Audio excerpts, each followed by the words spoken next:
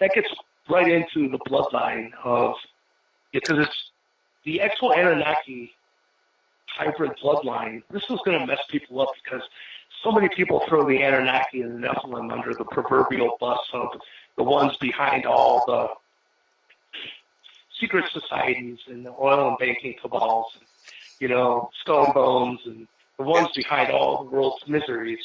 And that's not the case at all. When you really find out the facts, and these are facts, that the oldest bloodline on this planet that comes from Atlantis became the mound builders of pre-America. And all of these mound sites are encoded with so much information, which we'll get into. So the Nephilim, and it is the lost tribe of Israel. I'm not religious in any aspect whatsoever, but we can get into that. There's DNA, new science evidence, and it's called haplogroup X2A. In 1998, they found this brand new DNA on this planet. It ain't that long ago. And the only place it existed was right now it's in 3% of the Native American Indians. I'm haplogroup X2A. I am Iroquois Seneca on my mother's and Erie Montauk on my father's. Montauk means sparrow, though. Ding, ding, ding. We'll get into that. But, so the actual Incas Nephilim bloodline on this planet comes in through the Native American Indians. What the hell does that have to do with the Illuminati?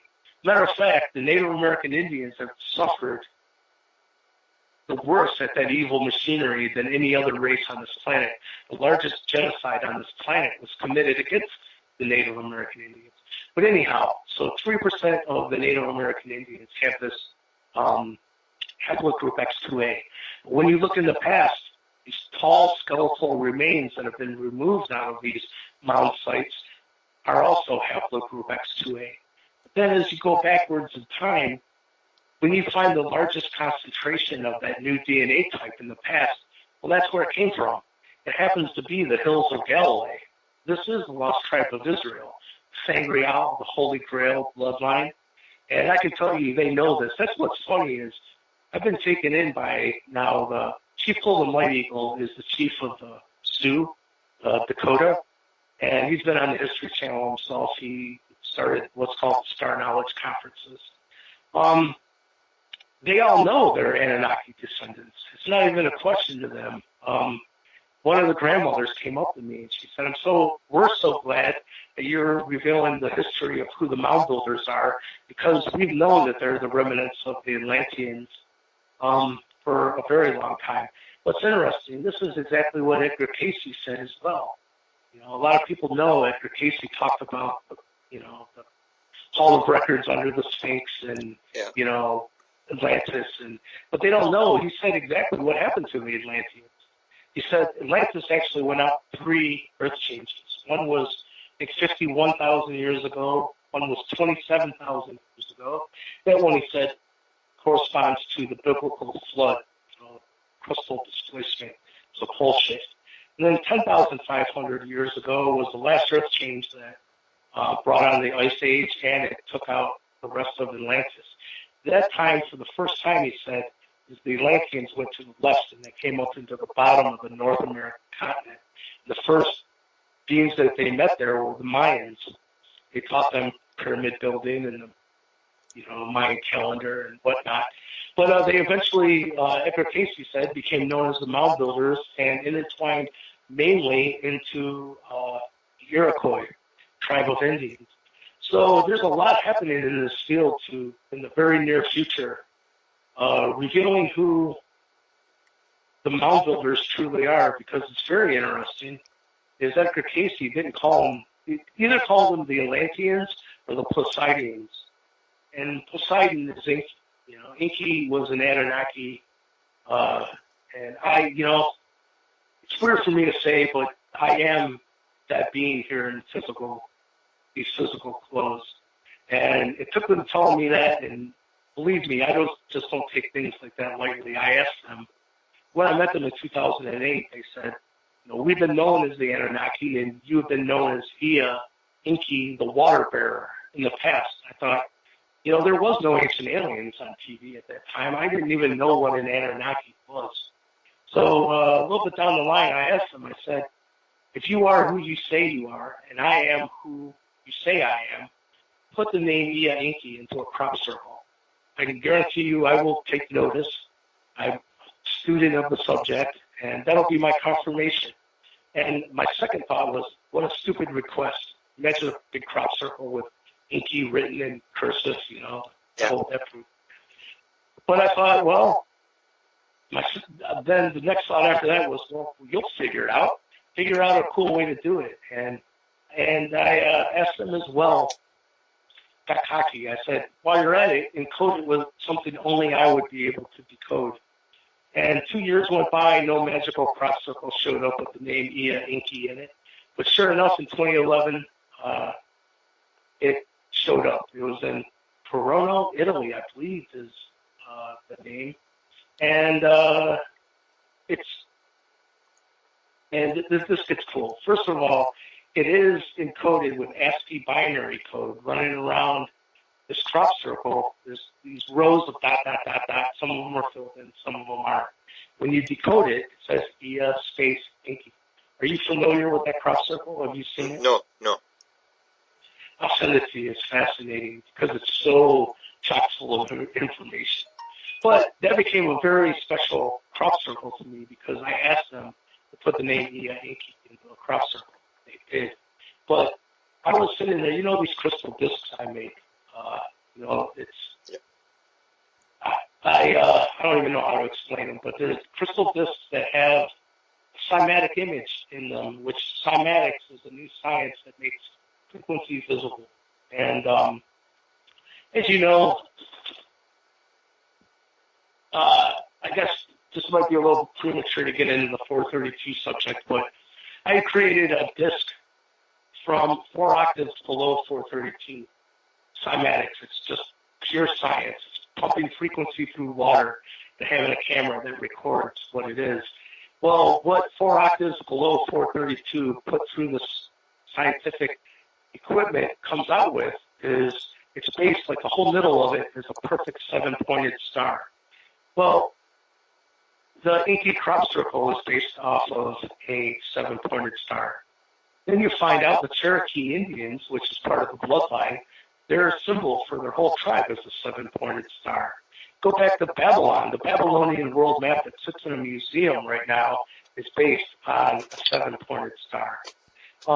Bear Cloud, who is an elder of the Native American Indians, said that once today's scientists figure out that a 7-pointed star can produce itself mathematically and fractally, forwards and backwards, that we will enter a new time for mankind of unlimited free energy. So one thing about this I want to say is I think it's been overlooked is the biggest communication from the Anunnaki was this Enki crop circle.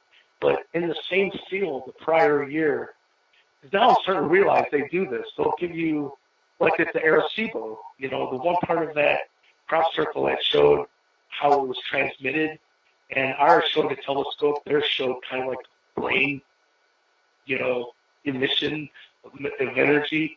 But 1 year prior to that, in the same field, was that in high definition. All it was that communication.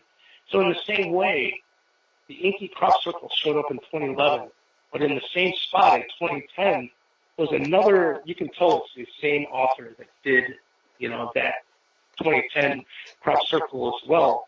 But in it is encoded E equals MC squared in ASCII binary code. So right now, go ahead. No, go ahead. Because this all gets into the 432 subject and why it's so important, and it's something they've been trying to guide us into. All our quantum physicists tell us today everything is both particle and wave. Well, E equals MC squared is only the particle part of the equation. E is energy, M is mass. It's right there in it. C is the speed of light squared. So where's the frequency component? Well, it's hidden. What you find out is 432 squared becomes the speed of light within 1% accuracy.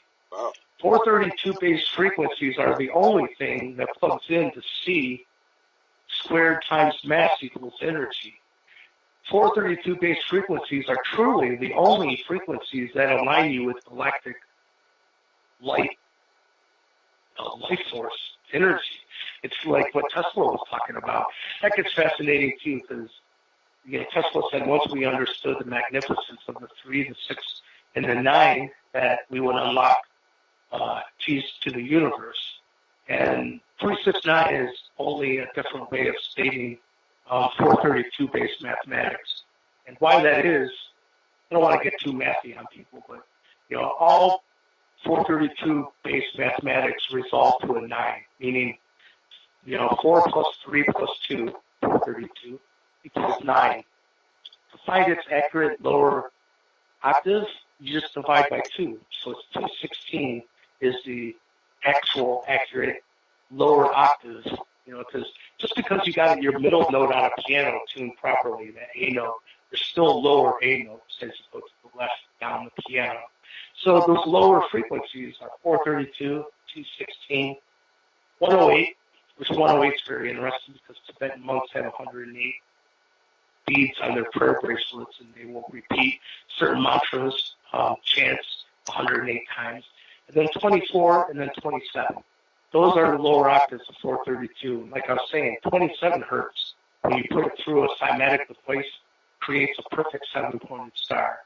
So the fact that the Inky crop circle is based on a 7-pointed star, it's encoding 432 base mathematics and frequencies. And then the previous year was this crop circle that encoded E equals MC squared. They've given us both pieces of the puzzle, and they're just waiting for us. But it's really interesting. What I wanted to tell you about why this is important with how 3, 6, and 9 is the same as 432 is, as I was saying, all those numbers, 432, 216, 108, 54, 27, they all resolve to 9. Yeah. But when you take our musical standard of today being 440 hertz, not 432, that was only done in the 1940s, and it was done by a Nazi, I forget his name, but it became a worldwide standard of 440, and it's probably the most disharmonious frequency that you can even choose. But I happen to, my friend Dan Reed that we were talking, me and you were talking about, yeah. he's in contact with the Arcturians, and truly is an Arcturian messenger, and he said, Michael, how the ancients have given this idea of dividing or multiplying a whole unit by 12 seems to be the idea, whether it's 12 hours in a day, 12 inches in a foot, 12 months in a year, 12 apostles, 12 days of Christmas, 12, 12, 12, 12. He said, let's see what happens when you take today's musical standard of 440 and divide it by 12. What you get is 36.6666666666666. Goes on for a while, and he goes, oh my God, look at that. It's pretending to be sacred geometry while still being an imposter. Now let's take 432 and divide it by 12. What you find, if you do the math yourself, it's a perfect 36, and with no remainder. But it's interesting because if they had changed it to, instead of 440, if it would have been 439 or 441, it wouldn't have had that string of remainders on there of being like 6666666. It's like you said, it's pretending to be sacred geometry while being an imposter. Well, 432 divided by 12 is 36. 3 and 6 is 9. Tesla, the energy he was talking about for us to align ourselves with is 432 hertz. I can tell you some of the pyramid rooms are tuned to 432, but most interestingly, in Sumeria, right out of the gate, humanity came out with full functioning culture, mathematics, and law, and timekeeping. So look at the system of timekeeping that they gave us. Look at how many seconds is in 12 hours. Pretty easy math for anyone to do. What you'll find out is 43,200. It's 432. It's built right into our system of timekeeping, which, by the way, these people are the ones that told the Mayans how to build their calendar. 2012 does not end in a 9. 2012 could not have been the end of the Mayan calendar. The next date that actually is right is December 21st, 2016 was the actual ending of the whole cycle. So we're just barely just now entered into the age of Aquarius. Okay. But in the same way, I want to wrap this up with them trying to drip feed us information that would align us with galactic energy and doing it for a very long time. First of all, tells me if they wanted us damaged, we'd be, we wouldn't even be talking right now. Yep. It seems to me they've been trying to help for a very long time and been drip feeding us until we are responsible enough and intelligent enough to make sense of it.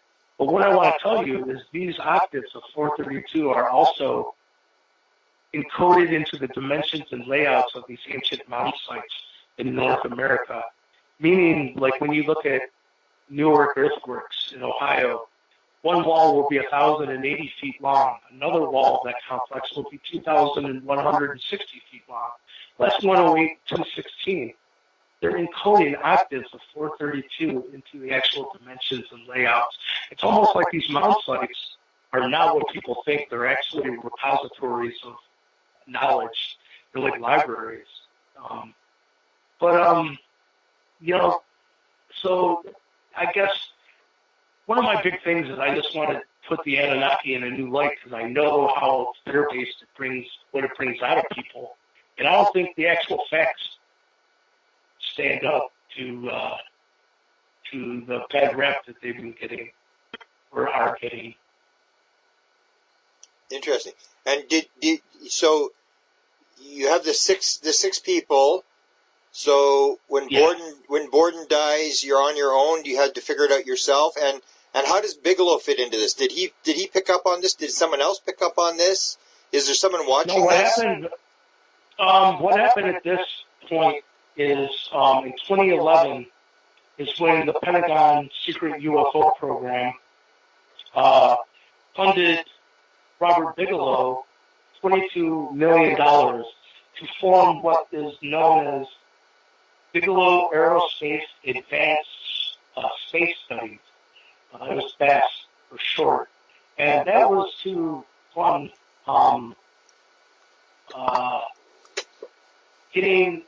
bringing in people who were like detectives for police departments. The best money could buy to look into the subject and look into people who had contact and looking into where there was hot spots happening. So in 2011, I was contacted by an investigator from Bigelow Aerospace. His name is Gary Hernandez. And interestingly enough, it was just pointed out to me recently that he does have a LinkedIn account now, and it clearly states on there he worked in classified projects for Bigelow Aerospace. It gives a time frame that he worked for them. Well, he contacted me in 2011 and said, we know that what you're in contact with is the real deal because we've been studying it over the Skinwalker Ranch for the last 20 years. And we ended up having, I guess you call it a friendship. We talked a few times on the phone. We chatted back and forth via Facebook Messenger and my email, and actually learned a lot from him. He said that he was the investigator of the Great Lakes area. He told me that also in Canada, the same phenomenon is rampant. These glowing orbs of light is the real deal. And Niagara Falls, I remember him clearly stating as well. But he said that these objects are not what people think about when they think about UFOs being made of metal and nuts and bolts. He said they have more to do with portals and time travel than they do, a physical craft. And he, first of all, you need to understand why they're even called skinwalkers in Utah at the ranch. And that is because There's a Native American Indian term. They would see these orbs of light come down, and then they would take on biological life form. They'd turn into like a giant wolf or a giant deer. And these scientists that Bigelow put in working at the ranch all witnessed this and spoke about it. Matter of fact, George Knapp, he's the one that broke Area 51, Bob Lazar story. He was the only one that Bigelow allowed to go to the Skinwalker Ranch, and they ended up releasing a book called Hunt for the Skinwalker. And they said that the biggest aspect of this phenomenon that really floored them is its multidimensional nature. They said some of them even called it poltergeist activity, and he gave an example of, they lived at that ranch for 20 years, so they had to eat, right? They'd go to the grocery store, get all kinds of groceries, they'd come back to the ranch, they would put it all away in the refrigerator, put everything back in the cupboards, and then walk out and go, oh man, I forgot, I wanted a Pepsi. Walk back in, and everything that they just unloaded was back in the grocery bags. And in another instance, if you want to check this one out, I think it's really a great interview. John Alexander, he was the one that actually set up the government. You'll find like the FAA, all ground control and pilot reports of UFOs went to Bigelow Aerospace. Okay. That was set up by John Alexander. So if you type in John Alexander and Skinwalker, there's an interview with him, and they said, do you know what the intelligence behind the phenomenon that you witnessed at the Skinwalker Ranch is? Have you or Bigelow come to that conclusion? He said, yes, we have. We've come to the conclusion that we're up against the trickster. Well, the trickster is just another name for the Anunnaki. And I don't know if you know this as well. Robert Bigelow just went on 60 Minutes, past those beings. He said, there's been an extraterrestrial presence on this planet for thousands of years. He said, oh my God, it's right under people's noses. Well, I can tell you, it's the Anunnaki. It's people who built the pyramids will be returning. So what I wanted to tell you, though, is this investigator, Gary Hernandez, points me to the UK Ministry of Defense dump of thousands of declassified documents. And I think that they do it on purpose. It's like finding a needle in a haystack to find a good one, that's something that's really saying something. He points me to it, and it says, the real deal are these orbs of light. They don't know how they form, they don't know how they divide, but they said the color that you see, some people report them as being multicolored, some people say they're just red, some people say green, but that depends on how the frequency is burning at the plasma. But it said in some process unknown to us that 3 of these orbs of light come together and form a huge triangular craft that then, accounts for these huge triangular craft you've seen worldwide right now. And so what I want to point out here is, this isn't my opinion. I'm telling you what I learned from Bigelow Aerospace, who was part of this UFO program for the Pentagon, and highest level source of knowledge for, on the subject, and the UK Ministry of Defense, saying this intelligence can become anything biological or technological in our physical reality. Well, that's a whole new ballpark, isn't it, to wrap your head around. First point, too, this whole idea of Anunnaki being just like horny space dudes going around wanting to have sex with everything they created, it doesn't really hold sway when you start to learn that these are super intelligent beings that are way above us on the evolutionary chart. But they keep telling me, there's no hierarchy in it. They said the acorn is no less significant than the giant oak will one day become creator's eyes. It's just, we all go through these phases. They just happen to be in ninth grade, and we're getting out of kindergarten, you know. So Hernandez told you that? Gary Hernandez pointed me towards the UK Ministry of Defense, where in that documentation it states that these orbs of light could become a giant triangular craft. I have all this info saved. I'll get it to you. Yeah. So you can read the actual, because it was all released in Freedom of Information Act, and it's still available. And so he pointed me to the UK Ministry of Defense. I already knew that these orbs of light here over the Utah were being seen, taken on biological life form.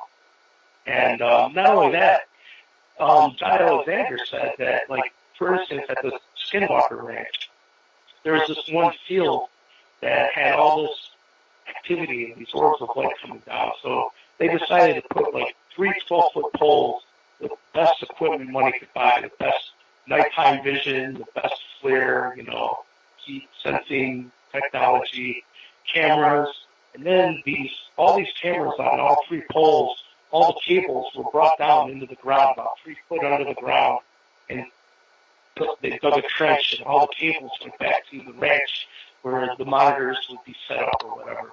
They wanted to see if they could catch these orbs of light. So they're all, like, excited, and they're waiting, and all of a sudden there's this big white flash, and there's nothing more. They go out instantly to the field, and all the cameras are gone, and the cabling going down, they said they had all this duct tape to hold the cable going down into the pole. All the duct tape was gone, and but it wasn't laying around on the ground like in a pile. It was just gone. And all the wires down into the ground and about a couple foot going towards the ranch was just gone. It's just, everything was missing. They said what really freaked them out, they found out the whole thing happened just like a millisecond, he said. This is all in that interview I told you about that. Anyone can go watch it right now. Yeah. So this isn't 40 spacesuits. You know what I mean? Yeah.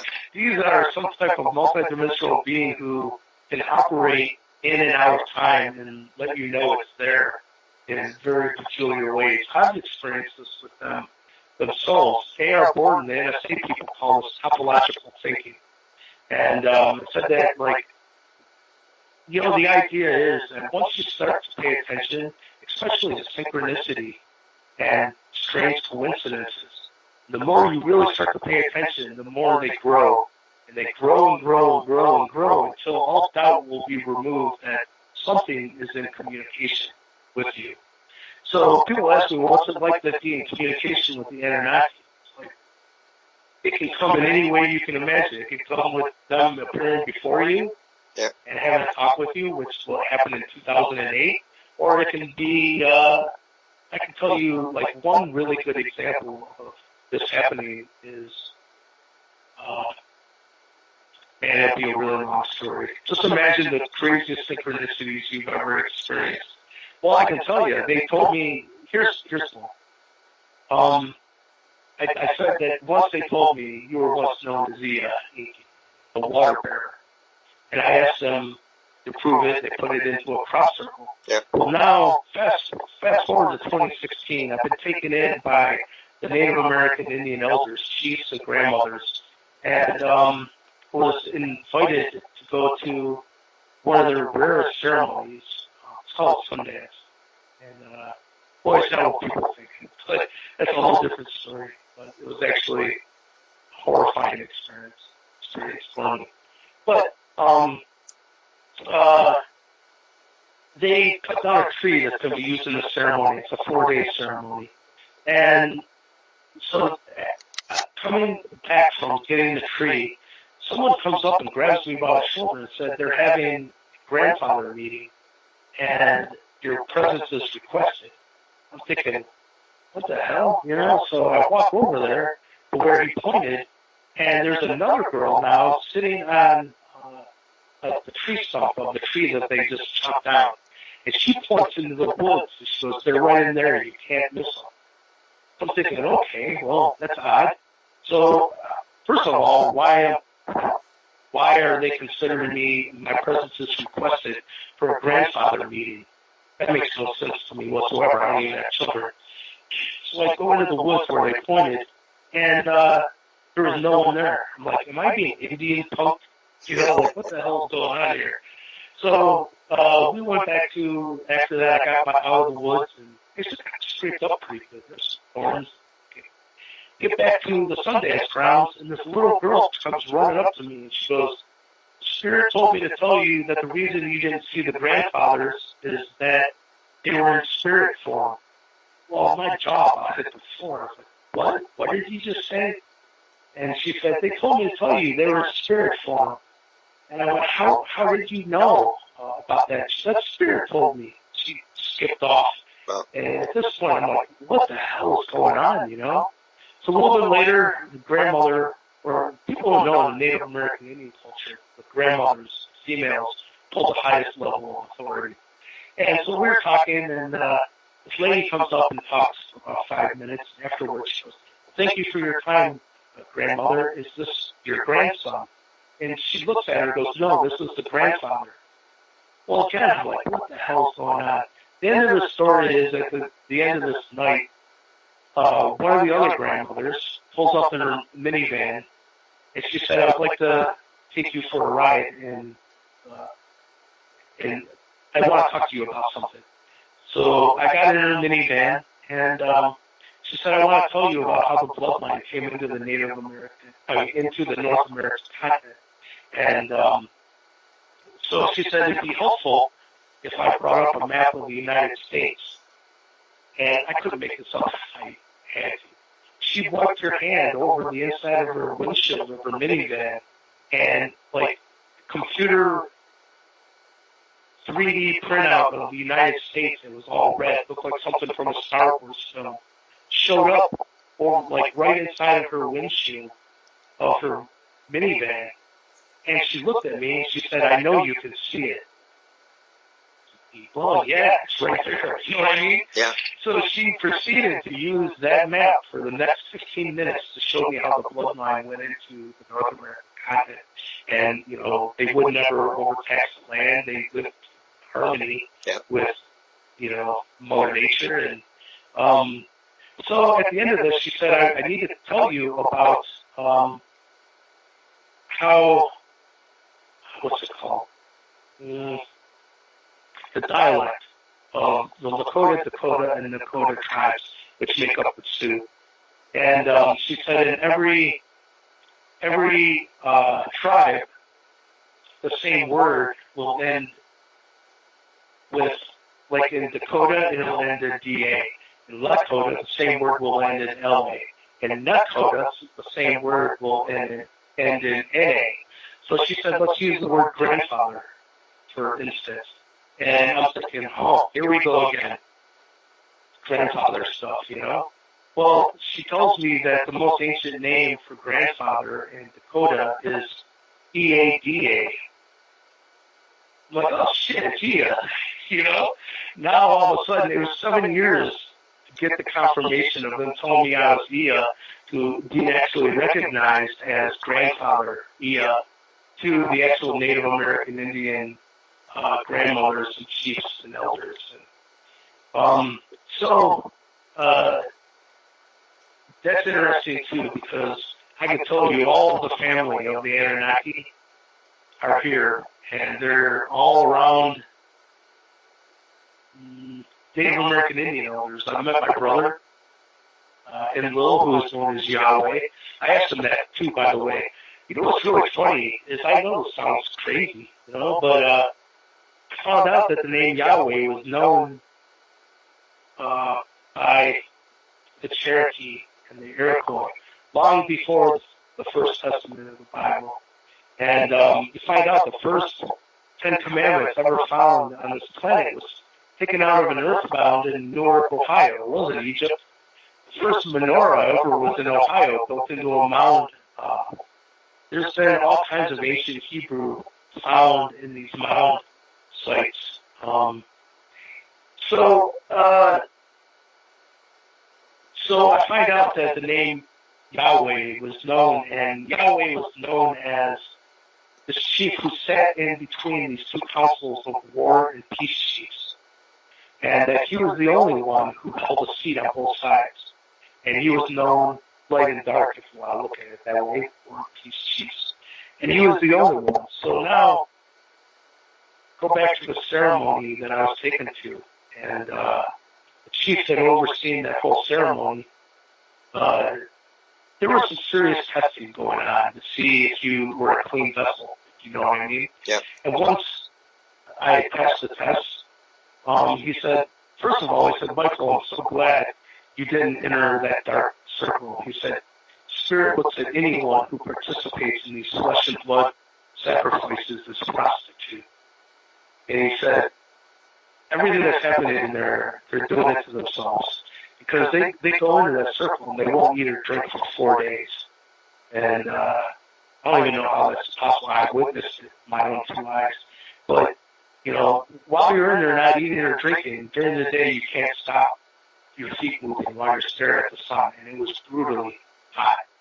And, but then someone on the dark side, you know, is supposed to be said to have a connection to God or whatever. And if he says someone needs pierced, then they push these needles through their flesh. It was horrifying. But he said, Michael, I've never told anyone they can't get out of that circle and go get a drink of water. They're doing this to themselves. It's all about self-inflicted suffering through their own free will. He said, once you said no, that enacts your own free will cosmically. The dark can't ever touch you. You're free of it. But he said, you know, it was a serious learning lesson. But after all this time telling you this, as he said, Michael, I work with the 7 lords of light and the 7 lords of darkness. I'm the only one who sits in the middle and holds a seat on both sides. And I had never heard of this, but, you know, I had read the Emerald Tablets of Thoth in the past. And just kind of went, oh, that's interesting. Didn't really understand it, put it in the back of my mind. But I remember one of those tablets being called the 7 Lords. So I went, sure enough, it is. If anyone really wants to know what's going on, I would really recommend reading the Emerald Tablets of Thoth. But because of what this chief, the Sundance chief, told me, and what I later learned, that the name Yahweh was known long before First Testament of the Bible to the Cherokee and the Iroquois.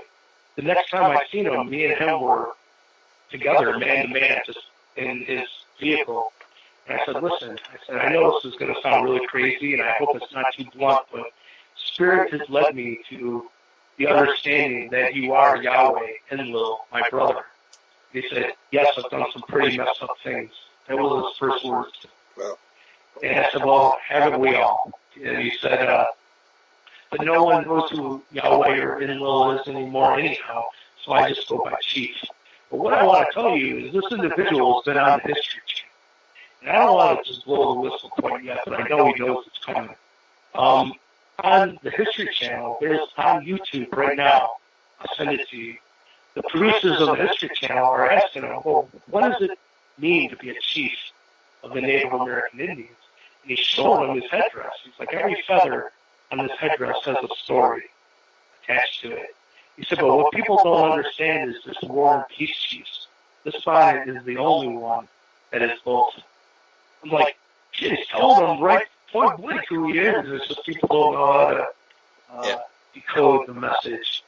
So the Anunnaki ruling family, myself being Nia, I've met my brother, I've met our father, Anu, here, and all of this, by the way, revolves around the Native American Indian story of what's known as the Peacemaker, who came from Canada, by the way. Interesting. Yeah, we can get into that because that's what's coming up next. And man, you know what I'm really excited about is I just met with Graham Hancock. And Graham's next book and project is called Pre-America. And it's all on the Mound builders and who they truly are. So I told him, I said, man, I feel like you are the Calvary showing up, you know, because he's such an awesome researcher and has credibility that I really do think it will help the cause when people hear from his mouth. Yeah, yeah.